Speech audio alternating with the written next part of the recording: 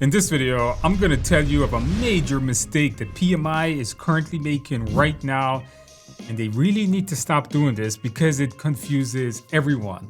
All the students that wants to take the exam is confused by this, and it drives all the providers, such as me, absolutely crazy. Let's get started. By the way, this video is made for you PMI, so hopefully you're watching this. And it's also made for you students, and if you guys agree, leave a comment below and share it with PMI if you agree, that is. Let's get started. So the problem is this. It's the way PMI numbers or releases the exams, the way they call the exam.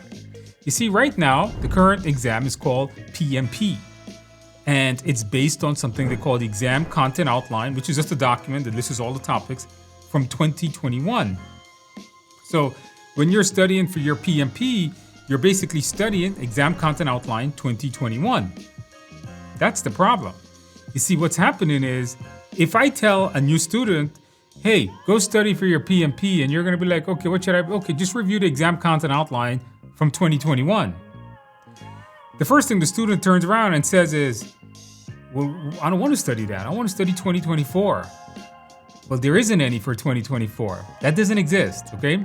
It's only 2021. That's the current exam. The current exam is based on the Exam Content Outline from 2021. Now, you're probably looking at me saying, you're lying, aren't you? Well, let's go find out.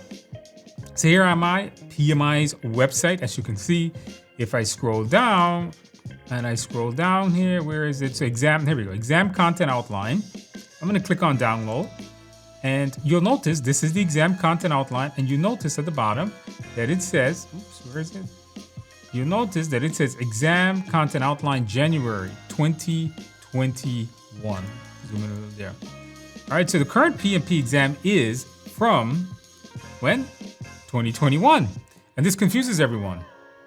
Because when I tell people that you should be studying Exam Content Outline 2021, what happened to 22, 23, 24? It doesn't exist. The exam is based on the Exam Content Outline that came out in 2021. The reason for this is because, I'm assuming this, PMI just likes to call the exam PMP and nothing else. Like, I took the PMP exam. Well, I took it when it was based on PMBOK Guide 3rd edition.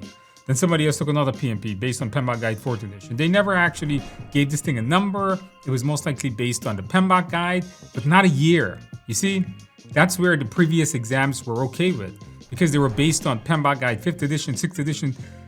Now it's based on an Exam Content Outline that is a year, not a book anymore.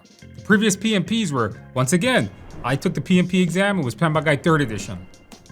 Nobody cared about a year. It was like, okay, you're studying for your PMP, get PMBOK Guide 4th edition, get the 5th edition, get the 6th edition.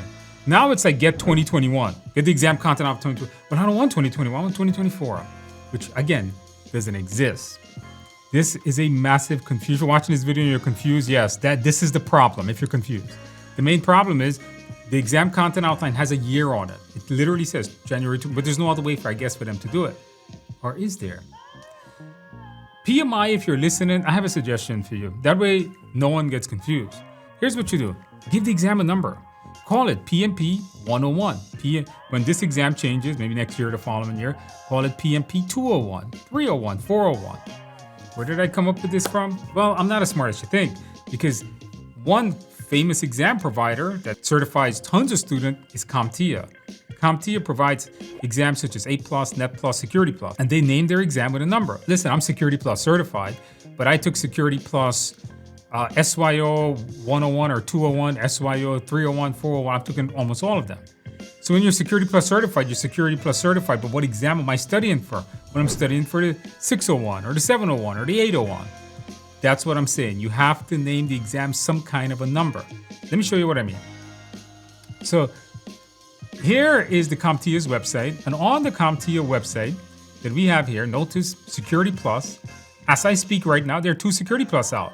One is being retired and the other one is taken over. And if I look at the numbers here, you can see that, let me zoom in here for you guys. You could see that this exam is SYO 601 or SYO 701. You guys see that? So what are you studying for? 701. What are you studying for? 601. If there is a number, the point is, if there is a number, it's easier for people to understand versus if there is a year. Maybe PMI can call it exam content outline 201 or 101.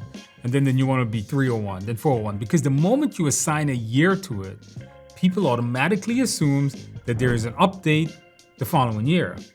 But there isn't. What I'm trying to say is don't call it a year. Give it a number. Give it a name if you want. But don't call it a year. You didn't do it before. It was always PMBOK Guide 2, 3, 4, 5, 6, and from what I remember, not a year. This year thing drives me crazy. If you're an exam provider, you teach people, you know exactly what I'm talking about. If you're a student and you ever wonder to yourself, am I learning the right thing? It's from 2021. Trust me, I teach hundreds of thousands of people PMP, and this question has probably been asked hundreds of thousands of times. PMI, hopefully you're listening. Hopefully this makes sense to you, and hopefully you change it for the better. We're always trying to improve. We're always trying to get better, and hopefully you do too. Hopefully this makes sense. Guys, does this make sense to you? Am I saying something that's senseless? If I am, put it in the box. Let me know I'm wrong, or let me know I'm right. Share this with PMI. Share this with your group. Let PMI know this is something that needs changing, if you believe that is. And if you enjoyed this video, give it a like, subscribe to the channel. I'll see you in the next video.